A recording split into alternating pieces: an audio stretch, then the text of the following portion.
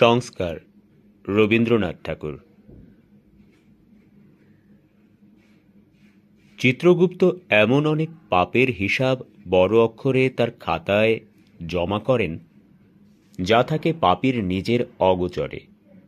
তেমনি এমন পাপও ঘটে যাকে আমি চিনি পাপ বলে, আর কেউ না। যেটার কথা লিখতে বসেছি সেটা সেই জাতের। চিত্রগুপ্তের কাছে জবাবদিহি করবার পূর্বে আগেভাগে কবুল করলে অপরাধের মাত্রাটা হালকা হবে। ব্যাপারটা ছিল কাল শনিবার দিনে। সেদিন আমাদের পাড়ায় জৈনদের মহলে কি একটা পর্ব ছিল। আমার স্ত্রী কলিকাকে নিয়ে মোটরে করে বেরিয়েছিলুম। চায়ের নিমন্ত্রণ ছিল বন্ধু নয়নমোহনের বাড়িতে। স্ত্রীর কলিকা নামটি শ্বশুর দত্ত। আমি ওর জন্য দায়ী নই। নামের উপযুক্ত তার স্বভাব নয়। মতামত খুবই পরিস্ফুট। বড়বাজারে বিলিতি কাপড়ের বিপক্ষে যখন পিকেট করতে বেরিয়েছিলেন, তখন দলের লোক ভক্তি করে তার নাম দিয়েছিল ধ্রুবব্রতা। আমার নাম গিরীন্দ্র। দলের লোক আমাকে আমার পত্নীর পতি বলেই জানে। স্বনামের সার্থকতার প্রতি লক্ষ্য করে না বিধাতা কৃপায় পৈতৃক উপার্জনের গুণে আমারও কিঞ্চিৎ সার্থকতা আছে। তার প্রতি দলের লোকের দৃষ্টি পড়ে চাঁদা আদায়ের সময়। স্ত্রীর সঙ্গে স্বামীর স্বভাবের অমিল থাকলেই মিল ভালো হয়, শুকনো মাটির সঙ্গে জলধারার মতো। আমার প্রকৃতি অত্যন্ত ঢিলে, কিছুই বেশি করে চেপে ধরিনে। আমার স্ত্রীর প্রকৃতি অত্যন্ত আঁটো, যা ধরেন তা কিছুতেই ছাড়েন না। আমাদের এই বৈষম্যের গুণেই সংসারে শান্তি রক্ষা হয়। কেবল একটা জায়গায় আমাদের মধ্যে যে অসামঞ্জস্য ঘটেছে তার আর মিটমাট হতে পারল না। কলিকার বিশ্বাস আমি স্বদেশকে ভালোবাসি নে। নিজের বিশ্বাসের উপর তার বিশ্বাস অটল। তাই আমার আন্তরিক দেশ ভালোবাসার যতই প্রমাণ দিয়েছি, তাদের নির্দিষ্ট বাহ্য লক্ষণের সঙ্গে মেলে না বলে কিছুতেই তাকে দেশ ভালোবাসা বলে স্বীকার করাতে পারিনি। ছেলেবেলা থেকে আমি গ্রন্থবিলাসী। নতুন বইয়ের খবর পেলেই কিনে আনি। আমার শত্রুরাও কবুল করবে যে সে বই পড়েও থাকি। বন্ধুরা খুবই জানেন যে পরে তা নিয়ে তর্ক বিতর্ক করতেও ছাড়িনে। সে আলোচনার চোটে বন্ধুরা পাশ কাটিয়ে চলাতে অবশেষে একটিমাত্র মানুষে এসে ঠেকেছে, বনবিহারী, যাকে নিয়ে আমি রবিবারে আসর জমাই। আমি তার নাম দিয়েছি কোন বিহারী। ছাদে বসে তার সঙ্গে আলাপ করতে করতে এক একদিন রাত্রির 2টো হয়ে যায়। আমরা যখন এই নেশায় ভোর, তখন আমাদের পক্ষে সুদিন ছিল না। তখনকার পুলিশ কারো বাড়িতে গীতা দেখলেই সিরিশনের প্রমাণ পেত। তখনকার দেশভক্ত যদি দেখত কারো ঘরে বিলিতি বইয়ের পাতা কাটা, তবে তাকে জানত দেশদ্রোহী। আমাকে ওরা শ্যামবর্ণের প্রলেপ দেওয়া শ্বেত দ্বৈপায়ন বলেই গণ্য করত। সরস্বতীর বর্ণ সাদা বলেই সেদিন দেশভক্তদের কাছ থেকে তার পূজা মেলা শক্ত হয়েছিল।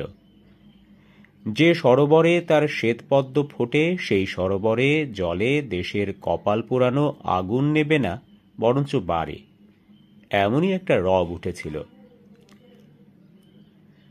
সহধর্মিনীর সৎ দৃষ্টান্ত ও নিরন্তর তাগিদ সত্ত্বেও আমি খদ্দর পড়িনে। তার কারণ এ নয় যে খদ্দরে কোনো দোষ আছে বা গুণ নেই, বা বেশভূষায় আমি শৌখিন। একেবারে উল্টো, স্বাদেশিক। চালচলনের বিরুদ্ধে অনেক অপরাধ আমার আছে, কিন্তু পরিচ্ছন্নতা তার অন্তর্গত নয়।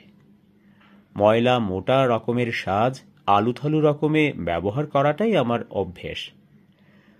কলিকার ভাবান্তর ঘটবার পূর্ববর্তী যুগে চীনে বাজারের আগা চওড়া জুতো পরতুম।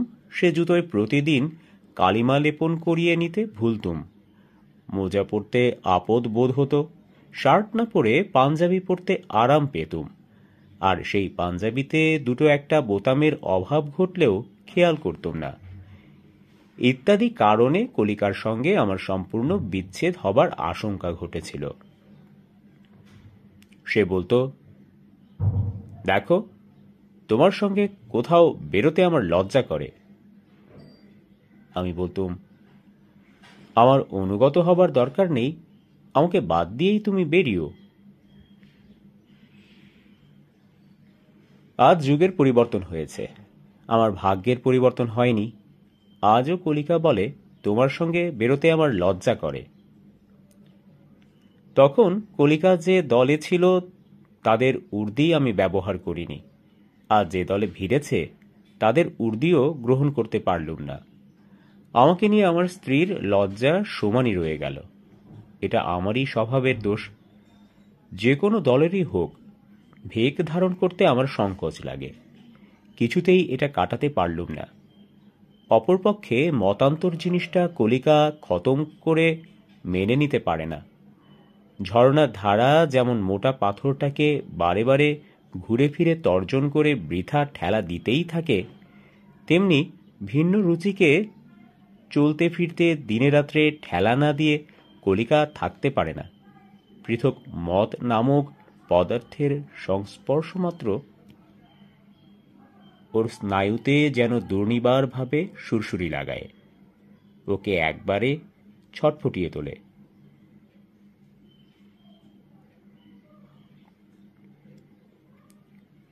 কাল চায়ের নিমন্ত্রণে যাবার পূর্বেই আমার নিষ্খদ্দর বেশ নিয়ে 101তম বার কলিকা যে আলোচনা উত্থাপিত করেছিল, তাতে তার কণ্ঠস্বরে মাধুর্য মাত্র ছিল না। বুদ্ধির অভিমান থাকাতে বিনা তর্কে তার ভর্ৎসনা শিরোধার্য করে নিতে পারিনি। স্বভাবের প্রবর্তনায় মানুষকে এত ব্যর্থ চেষ্টাতেও উৎসাহিত করে।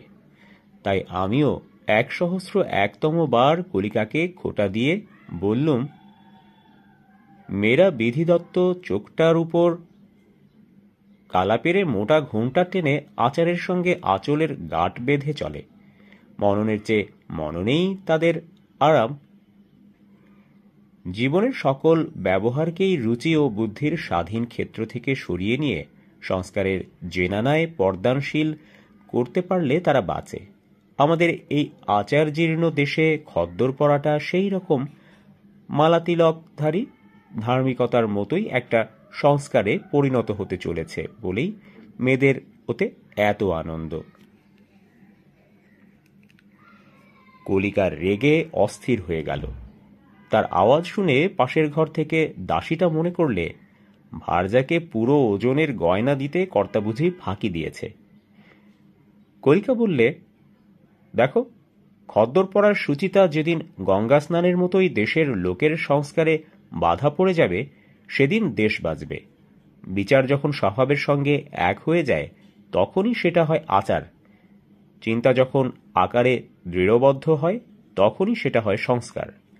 তখন মানুষ চোখ বুজে কাজ করে যায়, চোখ খুলে দ্বিধা করে না। এই কথাগুলো অধ্যাপক নয়নমোহনের আপ্তবাক্য। তার থেকে কোটেশন মার্কা ক্ষয়ে গেছে। কলিকা গুপ্তগুলোকে নিজের সচিন্তিত বলেই জানে। বোবার শত্রু নেই। যে পুরুষ বলেছিল সে নিশ্চয়ই ছিল অবিবাহিত। কোনো জবাব দিলাম না দেখে কলিকা দ্বিগুণ ঝেঁকে উঠে বললে, বর্ণভেদ তুমি মুখে অগ্রাহ্য করো, অথচ কাজে তার প্রতিকারের জন্য কিছুই করো না। আমরা খদ্দর পরে পরে সেই ভেদটার উপর অখণ্ড সাদা রং বিছিয়ে দিয়েছি। আবরণ ভেদ তুলে দিয়ে বর্ণভেদটার ছাল ছাড়িয়ে ফেলেছি। বলতে যাচ্ছিলুম, বর্ণভেদকে মুখেই অগ্রাহ্য করেছিলুম বটে, যখন থেকে মুসলমানের রান্না মুরগির ঝোল গ্রাহ্য করেছিলুম। সেটা কিন্তু মুখস্থ বাক্য নয়, মুখস্থ কার্য। তার গতিটা অন্তরের দিকে। কাপড় দিয়ে বর্ণবৈষম্য ঢাকা দেওয়াটা বাহ্যিক, ওতে ঢাকা দেওয়াই হয়, মুছে দেওয়া যায় না। তর্কটাকে প্রকাশ করে বলবার যোগ্য সাহস কিন্তু হল না। আমি ভীরু পুরুষ মানুষ মাত্র চুপ করে রইলুম। জানি আপোষে আমরা দুজনে যেসব তর্ক শুরু করি, কলিকা সেগুলিকে নিয়ে ধোবার বাড়ির কাপড়ের মতো আছড়িয়ে কচলিয়ে আনে তার বাহিরের বন্ধুমহল থেকে শুনে নিয়ে। দর্শনের প্রফেসর নয়নমোহনের কাছ থেকে প্রতিবাদ সংগ্রহ করে তার দীপ্ত চক্ষু নীরব ভাষায় আমাকে বলতে থাকে, কেমন জব্দ? নয়নের ওখানে নিমন্ত্রণে যাবার ইচ্ছা আমার একটুও ছিল না। নিশ্চয়ই জানি হিন্দু কালচারের সংস্কার ও স্বাধীন বুদ্ধি, আচার ও বিচারের আপেক্ষিক স্থানটা কি, এবং সেই আপেক্ষিকতায় আমাদের দেশকে অন্য সকল দেশের চেয়ে উৎকর্ষ কেন দিয়েছে, এই নিয়ে চায়ের টেবিলে তপ্ত চায়ের ধোঁয়ার মতোই সূক্ষ্ম আলোচনায় বাতাস আর্দ্র ও আচ্ছন্ন হবার আশু সম্ভাবনা আছে। এদিকে সোনালী পত্রলেখায় মণ্ডিত অখণ্ডিত পত্রবর্তী নবীন বহিগুলো সদ্য দোকান থেকে আমার তাকিয়ায় পাশে প্রতীক্ষা করছে। শুভ দৃষ্টিমাত্র হয়েছে, কিন্তু এখনো তাদের ব্রাউন মোড়কের অবগুণ্ঠন মোচন হয়নি। তাদের সম্বন্ধে আমার পূর্বরাগ প্রতি মুহূর্তে অন্তরে অন্তরে প্রবল হয়ে উঠছে।